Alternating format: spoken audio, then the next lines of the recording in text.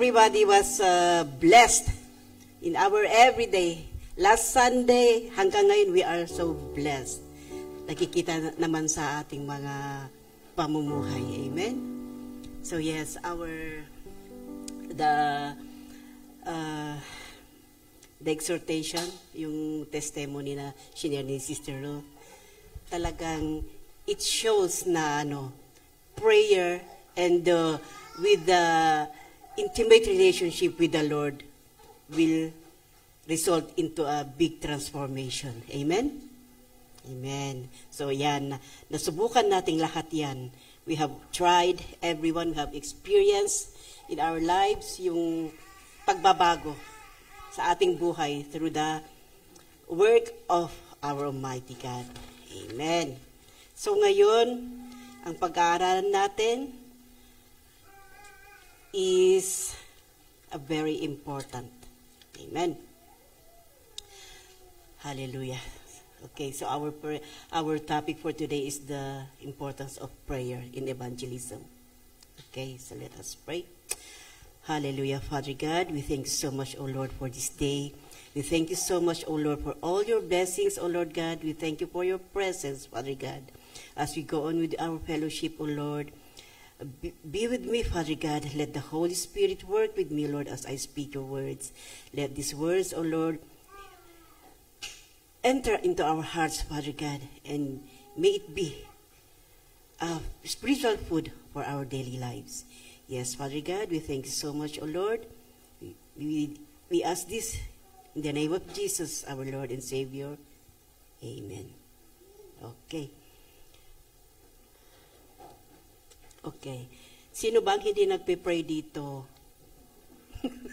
Ay, kawawa yung hindi nagpe-pray, ha?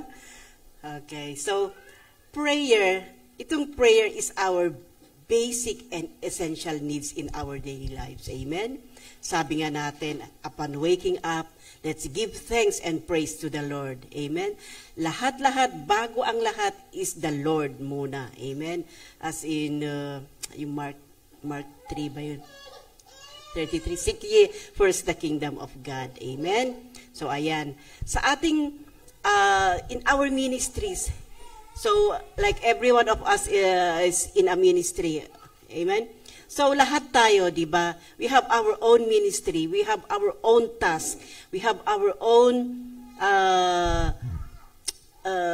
mission to do. Amen?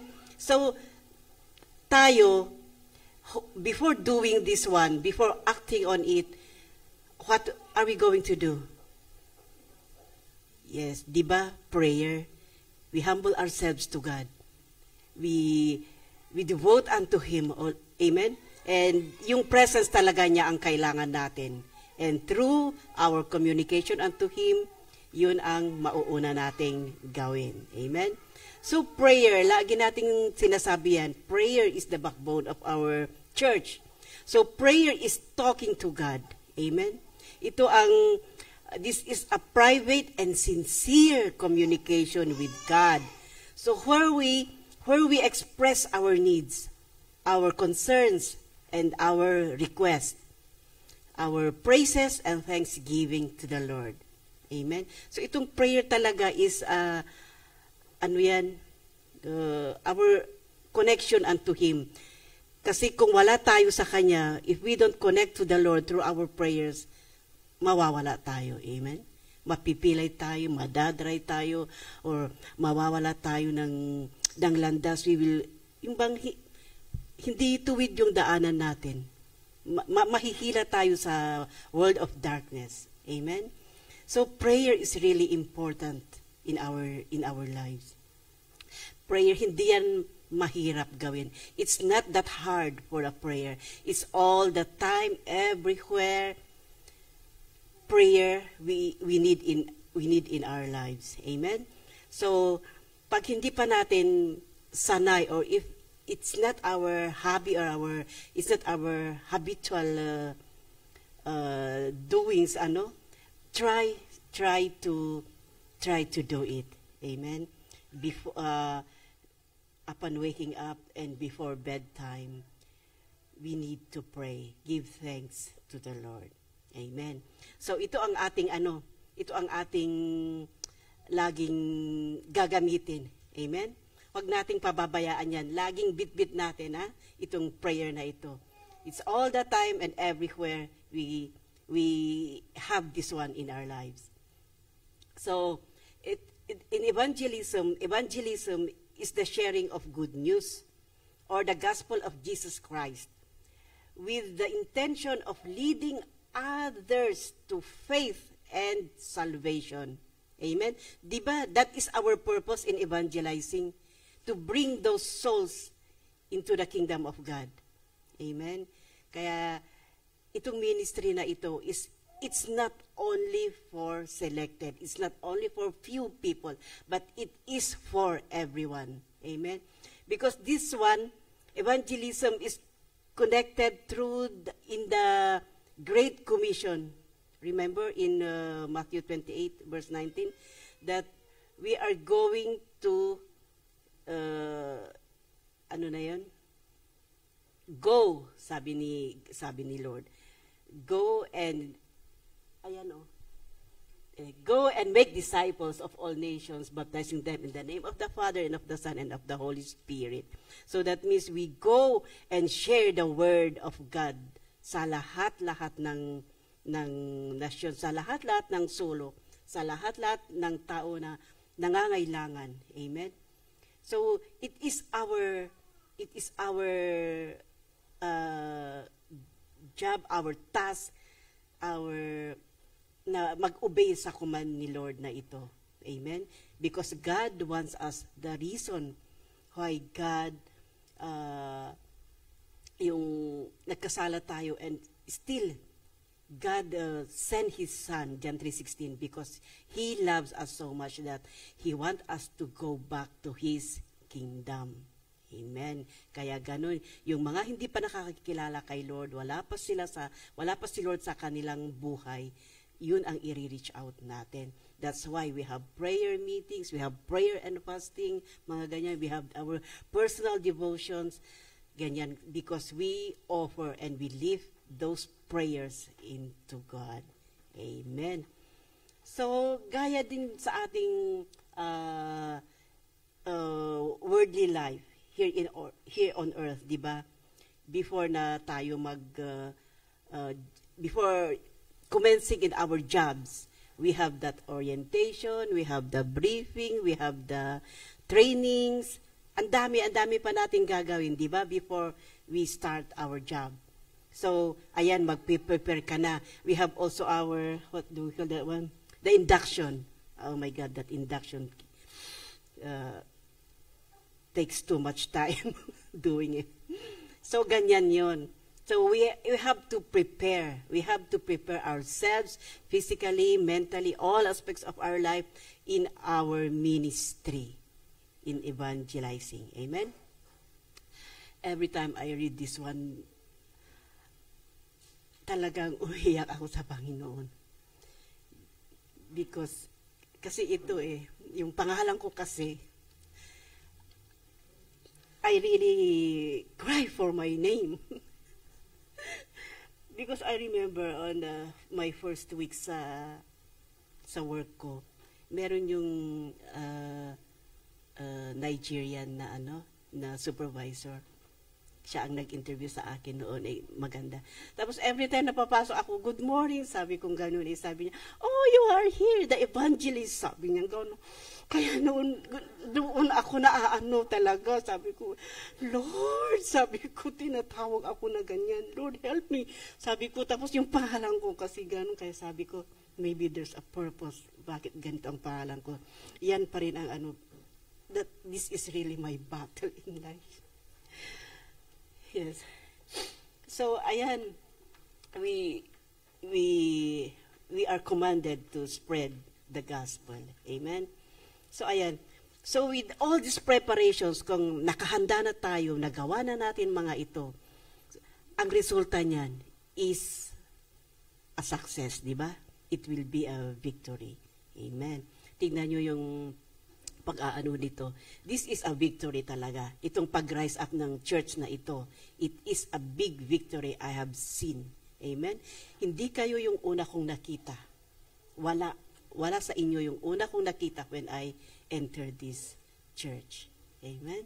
Kaya you see, what prayer can do. It's a miracle more than that. Yung ng transformation ng prayer natin. Amen? Okay. So, in our evangelism, prayer ang kailangan natin, and also the Word of God. So, in Proverbs 30 verse 5, the Word of God, kasama yan sa prayer, inagamit natin in our evangelizing. Amen?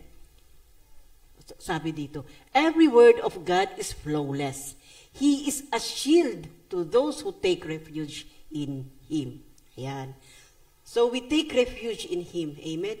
We pray for the divine guidance. Amen? Para sa ganon, yun ang katulong natin in going and sharing the gospel of God.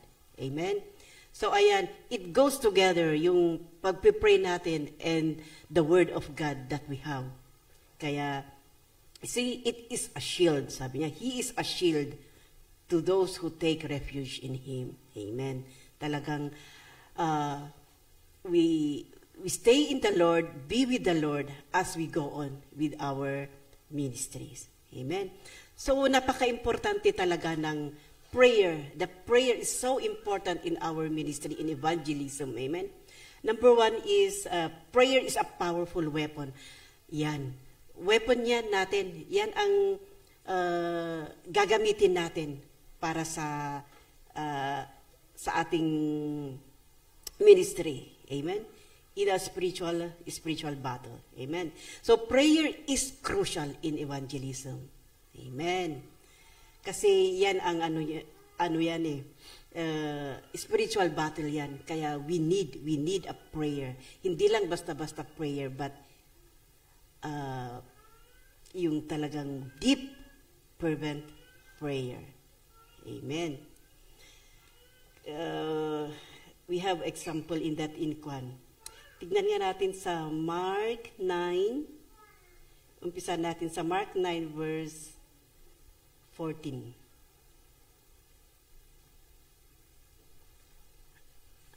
Mark 9. Ito yung the demon-possessed boy.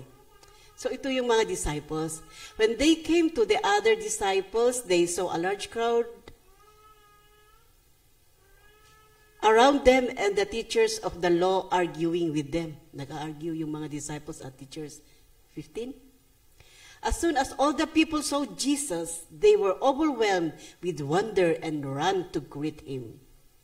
Next. What are you arguing with them about? He asked. Sige. Hanggang sa 18. A man in the crowd answered, Teacher, I brought you my son who is possessed by a spirit that has robbed him of his speech. Next. Whenever it seizes him, it throws him to the ground. He foams at the mouth, gnashes his teeth, and becomes rigid. I asked your disciples to drive out the spirit, but they could not. Yun ang sabi ng Father nung nakita niya si Jesus. Hindi raw na gawa yung mga disciples niya, yung drive ng bad spirit sa anak niya. And 25, please. 25. Ayan. So when Jesus saw that a crowd was running to the scene, He rebuked the impure spirit. Nirebuke niya yung impure spirit doon sa bata. You deaf and mute spirit, He said, I command you, come out of him and never enter him again. 26. So the spirit shrieked, convulsed him violently, and came out. The boy looked so much like a corpse that many said, he's dead. Okay, 27. But Jesus took him by the hand and lifted him to his feet, and he stood up. 28. After Jesus had gone indoors, His disciples asked Him privately, why couldn't we drive it out? Ayan, nung natapos na-rebuke, na driven out na yung bad spirit sa boy by Jesus, umano na itong mga disciples niya. Tinanong, sabi nila, bakit hindi namin nagawa? And Jesus replied, this kind can come out only by prayer. Yan. Amen. Di ba? Prayer talaga. And not only prayer, isama natin ang fasting. Amen? So you see, Jesus tells us what to do. Amen? So ito talagang mahirap to. Mahirap to. Some of our bishops, some of our pastors are dealing with this, and it's really hard for them to drive out the bad spirits. Amen? Nakikita natin yan. Pag hindi natin nakita in actual, we saw in the movies. Amen? Mostly Tagalog movies. So mahirap yan. So what we do is, they will pray, and they will also ask prayers sa atin. Yung, ano nang tawag doon? Yung support prayers para mas malabanan natin. Amen? So you see, prayer talaga. Prayer works miraculously. So ayan. So itong kanda ito, yung nabasa natin about the driving out of the bad spirit, highlights the importance of spiritual discipline and dependence on God, not just faith alone. Ayan. So ayan, gagamitin daw natin ang prayer. Amen. Samahan natin ng fasting. Basahin nga natin dun sa Mark 6 verse 7. Mark 6 verse 7. Ano yung nakita ito? Ito pala yung bago. Calling the 12 to him, he began to send them out 2 by 2 and gave them authority over impure spirits. Ayan, binigay ni Jesus sa kanila din to the authority over impure spirits. But that's what happened. Hindi nila nakaya. So that's why Jesus replied in verse 28 that it needs prayer. Amen. So ayan na yung mga disciples, they are working now. They're in their ministries. Okay. So, nung ganun na yun is, they learned a lot from Jesus. Itong mga disciples na ito, the apostles. Okay. So, they go on and do in their ministry. Amen. Okay. So, prayer. In our struggles in life as well, di ba? We experience that. Nag-i-struggle tayo talaga. Itong kasi, like our topic before, temptation, we will struggle on that. Anong ginagawa natin? Hindi naman tayo basta lang keep silent, keep quiet, di ba? We need to seek the Lord. We pray to the Lord. Bow on our knees and pray to God for His intervention. Amen? Kaya talagang prayer, laging nasa atin. Amen? Okay.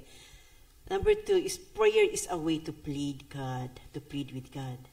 Amen? Yan. In our, ito nga, yung pagsubok sa ating buhay. Prayer ang gagamitin natin na we communicate with God. We talk to Him, we tell Him our struggles, mga problema natin. Maririmata na ang ating bahay, mga ganyan, our financial standing talaga, madaming yan. Madami tayo na nag-i-struggle in our finances. Amen? Lalo na if our family are growing up, dumadami tayo, mga family natin back home, they always message us like this. Pag lang may kailangan, nagme-message, ganon, hindi man lang nagpakumusta, ganon. Yeah, it is happening talaga. So, ayan talaga. Talaga ang financial nowadays is very tight talaga. Kahit na i-budget natin yan, magkukulang yan. Amen? Pero, pag natin yan, i-offer natin sa Panginoon, with prayers, God will do the rest. Amen? Yes, amen. Kaya, mamaya parang, ito budget ko dito, share ko ito sa mamaya pala, wow, may nag-sponsor may nag-sponsor sa'yo. Okay na? Yes, may uniform ka na. Amen? So it happens really. God answers prayers in different ways. Amen. So, itong in our ministry, evangelizing, we'll experience so many situations there. We experience rejection. Masakit yan. We experience persecution. Masakit yan. Experience ko yan talaga. So, we need the intercession of God in these situations. Amen? Kasi hindi natin kaya. Amen? Because we cannot do anything without God. Amen? Nothing is impossible without God. Amen? Kasi si God nga ang ang Panginoon ng posible. Walang imposible sa Panginoon. Amen? So we plead, we ask, we pray to the Lord. Amen? Kagaya ng yes, because we can share the gospel, but only God can change hearts and draw people to Himself. Ayan. Hindi natin kaya yan na natin, yung mga sinishare natin, mga sinishare natin, hindi natin kaya yan na kay Lord, but only God will do it. We can read that in 1 Corinthians. 1 Corinthians chapter 6, verse 7. 1 Corinthians 6. Yan. The very fact that you have lawsuits among you means you have been completely defeated already. Why not rather be wrong? Hindi iba yan.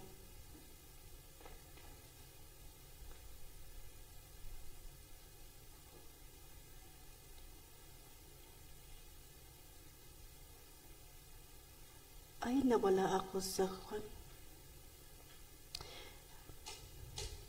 Oo, ito yung sinasabi na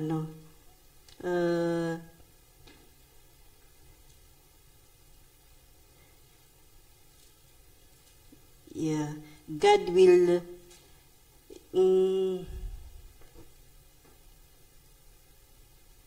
Colossians ba yun?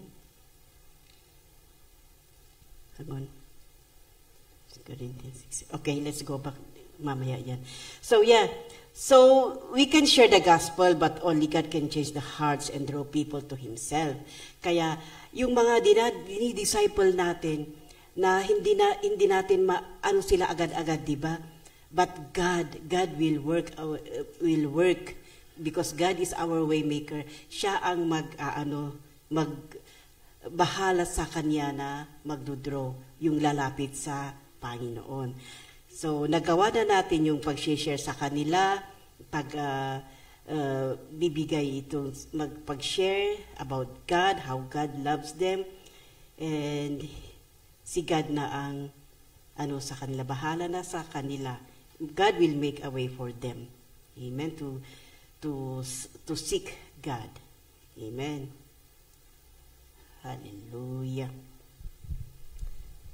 Hallelujah. So our prayers for others gives the Holy Spirit access to their hearts. Yun na. Our prayers for others gives the Holy Spirit access to their hearts. So the Holy Spirit na ang magtatrabaho niyan. Amen. So yung story ni Paul and Silas in the prison, tingnan natin sa Acts 4. Acts 4:23. Tingnan nga natin yung Acts 4:23.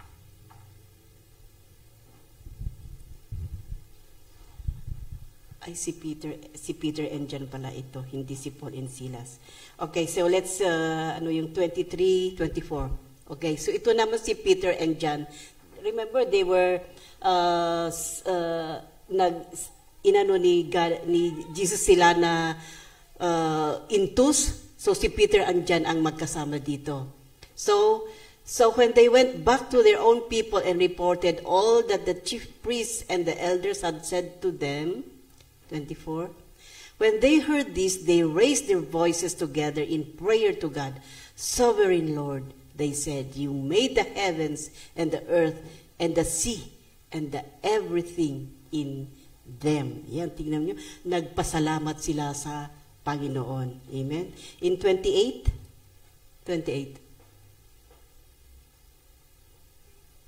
Yes, same. They did what your power and will had decided beforehand should happen. Next, 29. Now, Lord, sabi nila, consider their threats and enable your servants to speak your word with great boldness. 30. They did what your power, stretch out your hand to heal and perform signs and wonders through the name of your holy servant, Jesus. 31. Ito na. After they prayed, the place where they were meeting was shaken, and they were all filled with the Holy Spirit and spoke the word of God boldly. Yan. So prayer talaga. Pasasalamat tayo sa before we start, or yung may plano pa lang, we pray over it. And habang nangyayari, continue praying for it. And nung natapos na, pray. Give gratitude to the Lord. Amen? So, ganun, hindi yung natapos lang, you had a victory, you had a victorious, wala na. Mag-pray din for a thanksgiving to the Lord. Amen? Ganun yun. Okay. And also sa buhay din ni Paul and Silas, sila din ang magkasama. Sa Acts 16, tignan natin.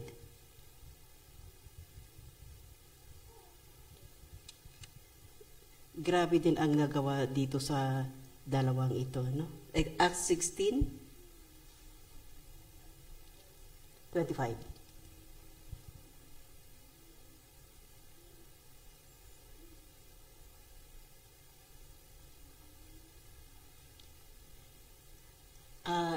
Teka.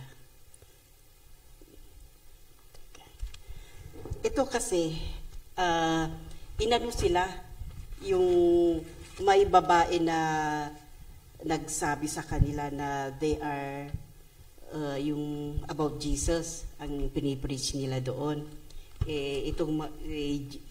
Ano sila, wait.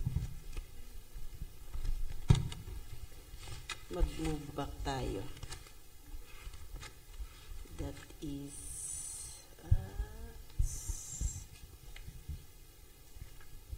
sandali.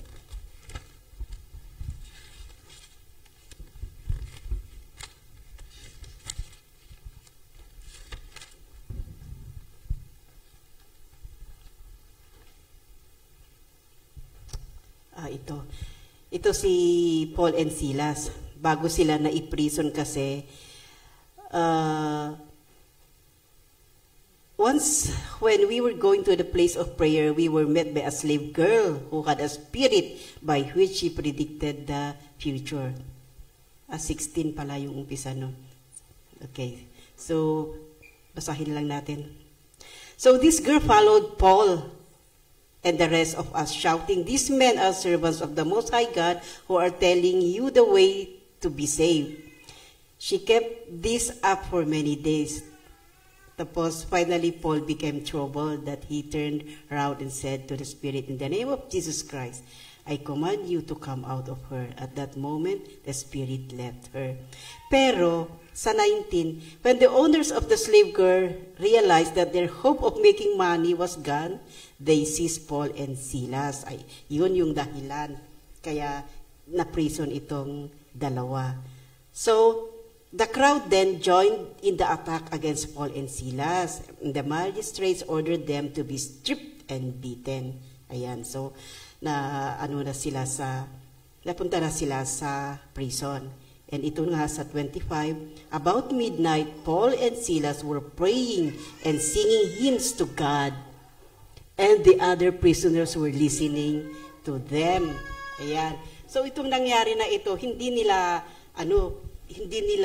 sila revolt sa babaeng ito, but they prayed to God and they sing hymns to God. And then anong nangyari diyan? Suddenly, there was such a violent earthquake that the foundations of the prison were shaken. Ayun na, yung nag-open doors na yung mga selda. Yan. So, ang prayer talaga, ano yan? It is alive. Alive talaga ang prayer. Alive talaga. See what had happened? So, ito naman, yung siyempre na yung jailer, natakot na siya sa magon. Gusto niyang mag-suicide kasi nabuksan na lahat at makakalaya na yung mga But, yung jailer told Paul, the magistrates have ordered that you and Silas be released now. After na hindi, muna. Yung andun pa sila sa loob na na itong jailer. He then brought them out and asked, Sir, what must I do to be saved? Ayun na yung reply ni Paul, believe in the Lord Jesus, sabi niya, and you will be saved, and you and your household, sabi niya. So they spoke the word of the Lord to him and to all others in his house. See, yung pagsalita lang nila, pag-share nila sa salita ng Panginoon, it transformed the life of the jailer.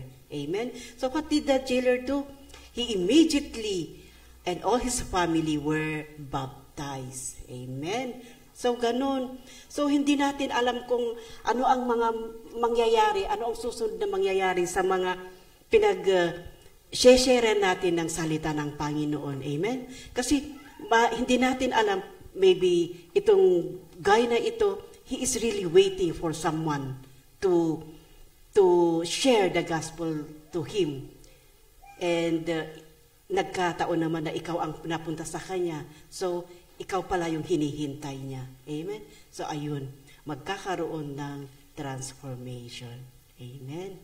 Hallelujah. So, it's really nice. It's really nice na to share the words of God anywhere. Kahit sino man. No? So, we pray for boldness. Amen? And courage. Hallelujah. Ito na yung second. Prayer helps us to avoid fear. Yeah. We experienced that. We thought of, gusto kaya niya or ano kaya sasabihin niya if I will share the word, mga ganyan-ganyan. Yung nag-iisip na tayo kasi kung ano ang mangyayari. Amen?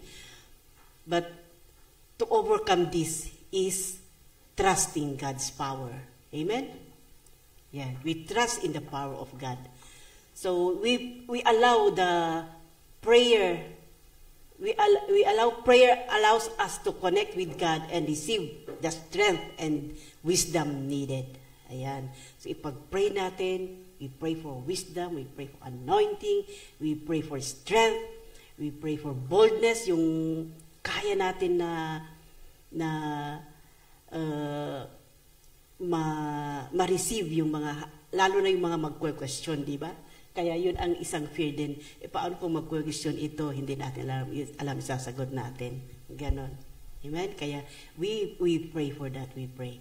So, ang example dito is Jesus. Jesus as a moral evangelist prayed before and during his ministry. Amen? Di ba ganun yung ginawa ni Jesus? Jesus prayed and fast 40 days in the wilderness before his ministry. So, Jesus demonstrated the importance of prayer in his word. Amen.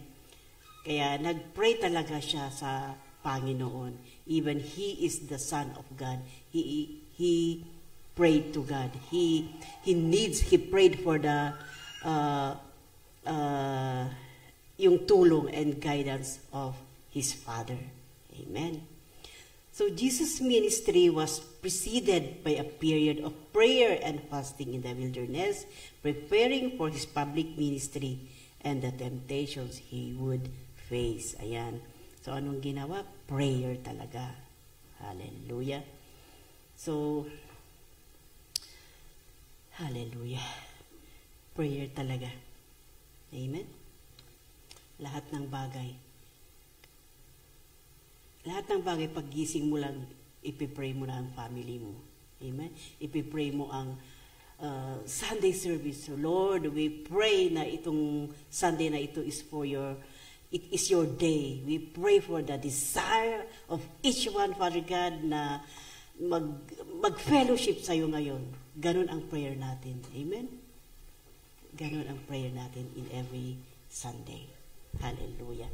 Yung mga reasons na yan or whatever, we come against yung mga sicknesses, reasoning, mga ganyan, para it will help us also, and the Holy Spirit will work in the lives of those people na ipagpipray natin. Amen. Tapos pagdating natin dito, wow, praise the Lord, andito kaming lahat. Yun. Amen. Hallelujah. So, Jesus prayed before choosing his apostles. Amen? Before siya nag-ministry, yung mga katulungan niya, ipinag-pray muna niya sa Panginoon. Amen? In Luke 6:12, basahin nga natin. Luke 6:12.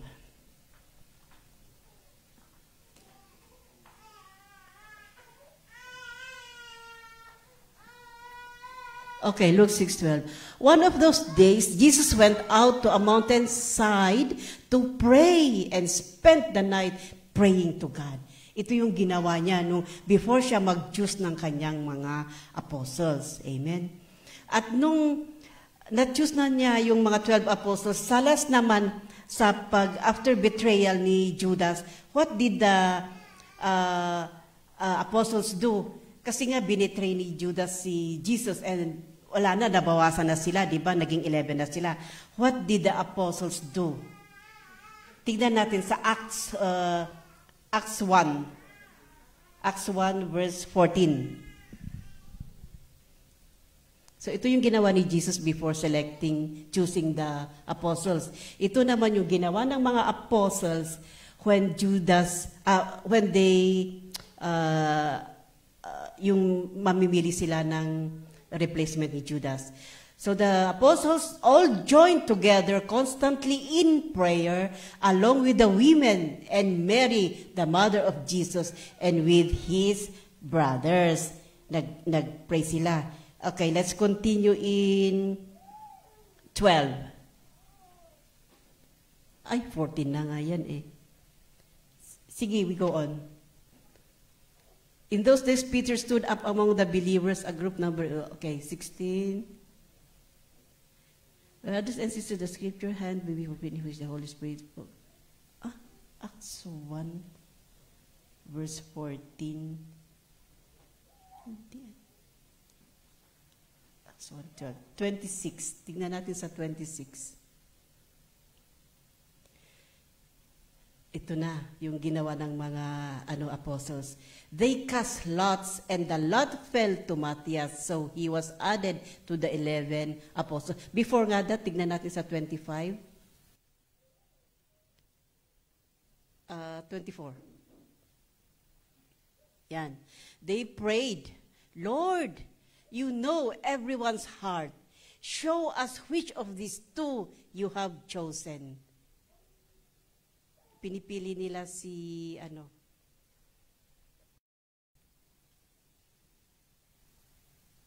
the 20 sino na yung kasama ni Matthias? Matthias and 23 nga natin. Yan si Barsabas, hindi Barabas. So they nominated two men, si Joseph called Barsabas, also known as Justice, and Matthias. So, inano nila yung lot yung igaganyan nila, tapos ang nagpakita is Matthias. Ayan. So, but before doing that, yung paraan na kung sino ang mapipili, pinag-pray nila yan. So, kaya ayun yun, 24, sige, we go. 24, ayan na, so they prayed. Ito na, 25, kung sino ang mag-take over this apostolic ministry, which Judas left to go where he belongs. Tapos ano yung answer?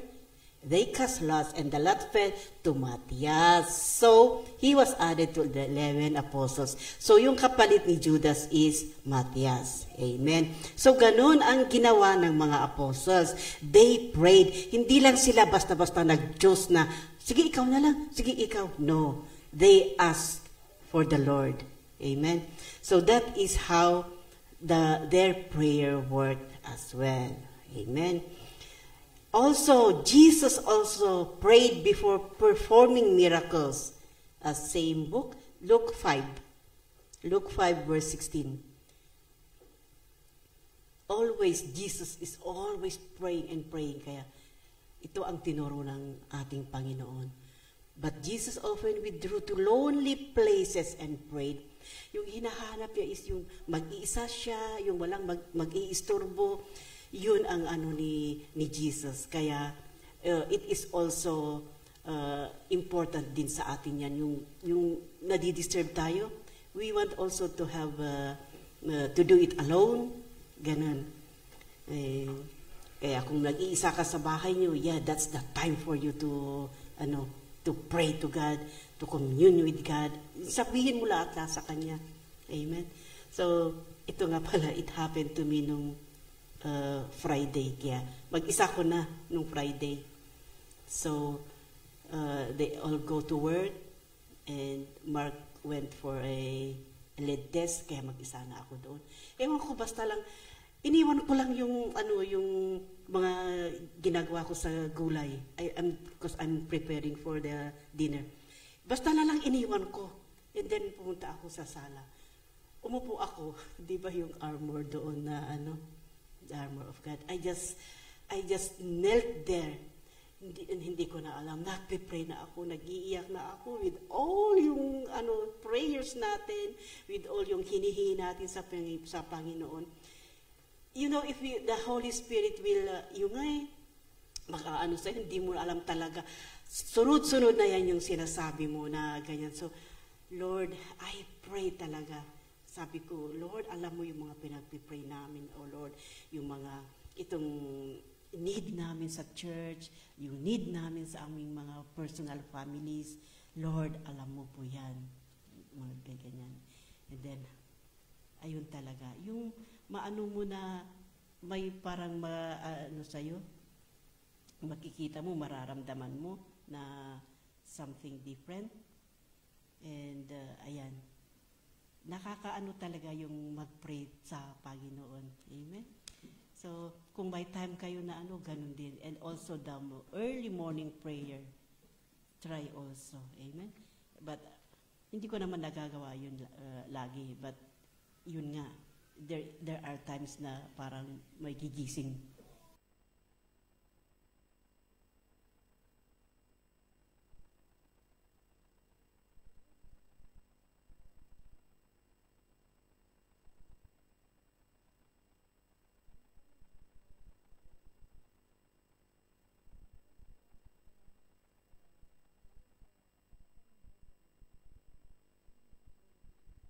Amen. He prayed for us. His disciples, so itong nangyari, itong mga nakita nila kay Jesus, his disciples saw how important prayer was in the life and ministry of Jesus and integrated in their lives. Kaya ganun din tayo, amen? Because we are the followers of Jesus. So ayan, ganyan din ang ginagawa natin, amen? In our, lahat ng ginagawa natin, we put prayers in it. Amen? Before na tayo mag-umpisa, we put in prayers and presence of the Lord. Amen? Kaya ayan, importante talaga ang prayer. Jesus Christ is our example for that. Amen. Hallelujah. Okay, prayer also help us recognize God's answer and rejoice in His Word. Amen. Praying for our needs. Amen. Sa ating mga prayer meeting, di ba, may mga prayer natin, prayer request, prayer needs, pinagpipray natin every time yan. So in prayer, nakikita din natin yan, yung pag-answer ni Lord sa prayers natin. Amen? So the specific needs can lead to tangible answers and noticeable results. Ayan na. So, itong mga prayer and request natin, God answers that. And nakikita natin yung pag-answer ni Lord. Tignan nga natin sa Ephesians 6 verse 18. Ephesians 6:18. Ayan. And pray in the Spirit on all occasions with all kinds of prayers and requests. With this in mind, be alert and always keep on praying for all the Lord's people. Ayan. Ginagawa natin yan, di ba? Not only for ourselves, but for everyone, we pray for them. Ialay natin sa Panginoon. That's why we pray for the sick, we pray for the poor, we pray for the depressed. Lahat yan, we pray for our company, our families, lahat yan. Ipagpipray natin. May nabasa nga ako na I forgot the name. Pinagpipray daw niya every night. Ilang thousand of people yun. Hallelujah. Hallelujah. Kaya, ngayon na Sunday, alam na natin ang ipagpipray natin. Sa bukas, alam natin ang ipagpipray natin. Like ngayon, pag-pray natin yung situation ng mga kapatiran natin na bakit wala sila. Ganun. Amen? So, like our visa, di ba? Nakita natin through the prayers, makita natin how God answer. Ayan, isa na yan, na tik yan. Amen? Pati yung mga pagbubuntis ng mga natin. Yan. Parang may next batch na naman. Hallelujah. Sino kaya yung mga next batch, Hallelujah. Yung may kasal muna. Hindi parang yung susunod na magbubuntis na naman bago yung mga ikakasal. Madaming yan. Ay, kasal muna daw. Para sila din ang maging sila ang next batch. Hallelujah.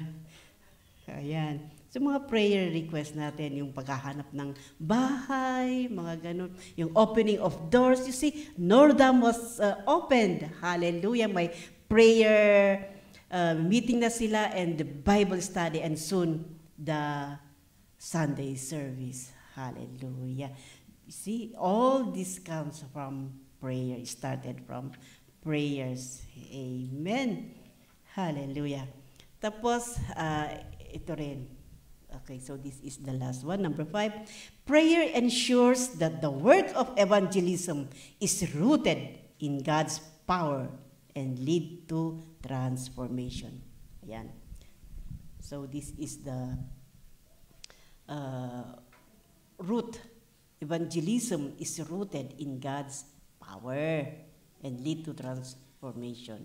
Amen. So napag-usapan na natin yan, how our prayers transform the life of everyone, the situations of everyone. Amen. Mga pinagdarasal natin, we can see how God answers them. We use the word of God in evangelizing. Ang daming kwanito kasi in evangelizing. It is madaming kwanyan, anong tawag doon? Forms. We have many forms of evangelizing. Amen. Like personal communication. Mga ganyan, personal communication. Ano pa yun?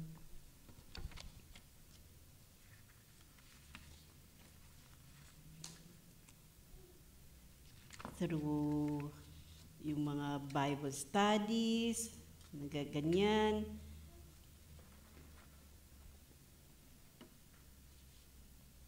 Hallelujah.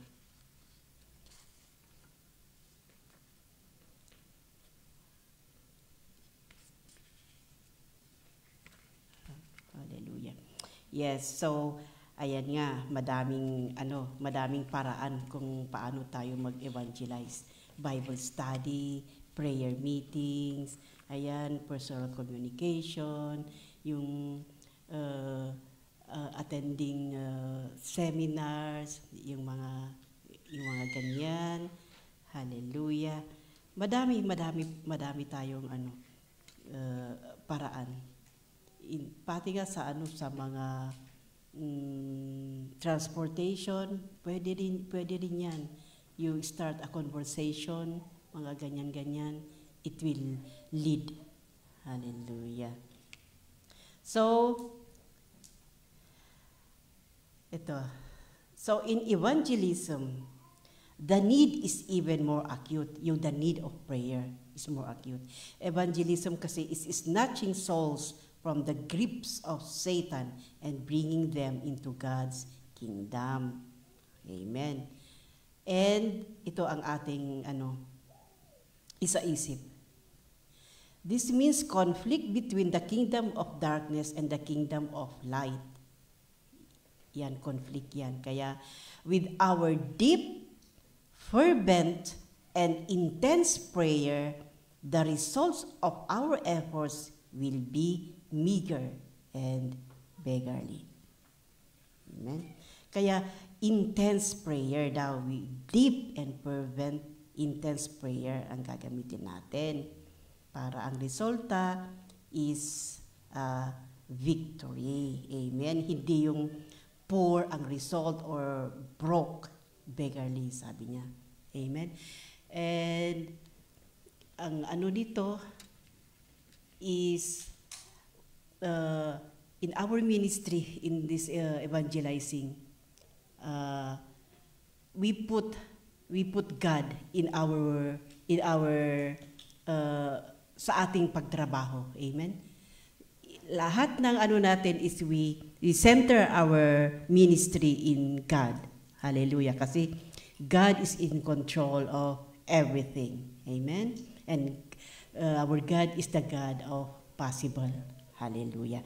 Kaya bago tayo is we live unto God, itong mga plans natin, lahat-lahat itong mga gagawin natin as we go and preach the word of God. Mga ganyan. Kasi hindi lang naman pag-preach ng word, yung sa kanila, pag-lift up sa kanila, pag-encourage, ganyan. Amen? And so, pag itong mga hindi lang prayer ang gagamitin natin in our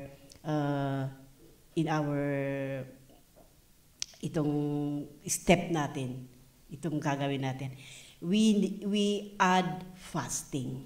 Amen? O ibang topic na naman yung fasting. But prayer and fasting together, mas matibay yan, mas mabigat yan. Amen? Na baon natin or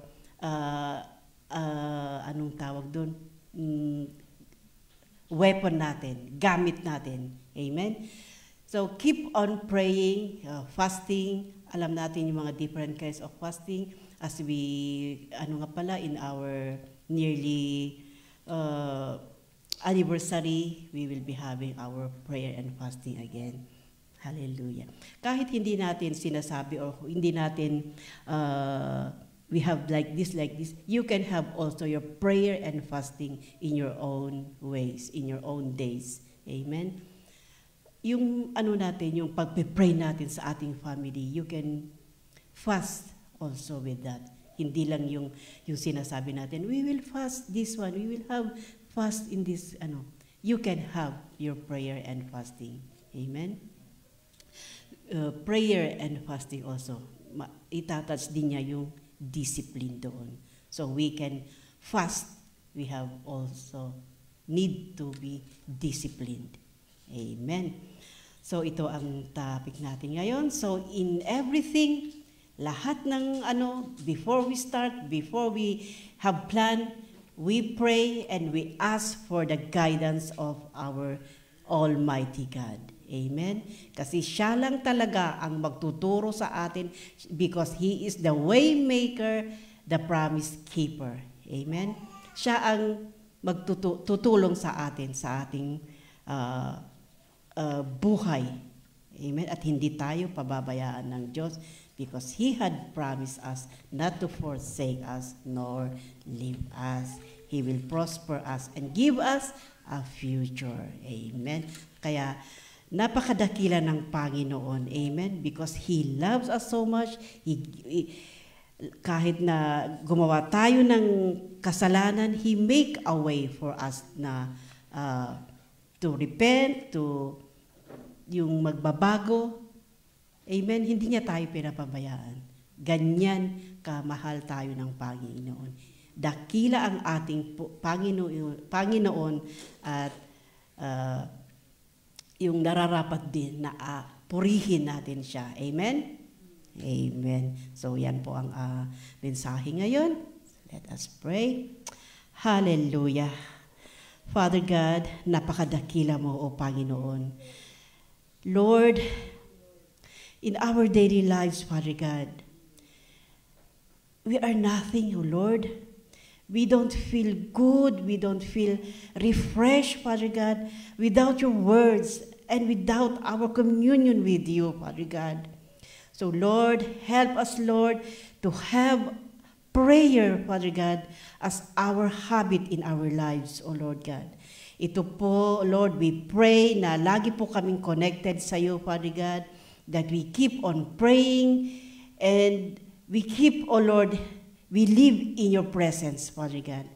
Yes, O Lord, marami pong salamat, O Lord, sa iyong mga turo sa amin, Father God, about praying, fasting, and being with you, Father God.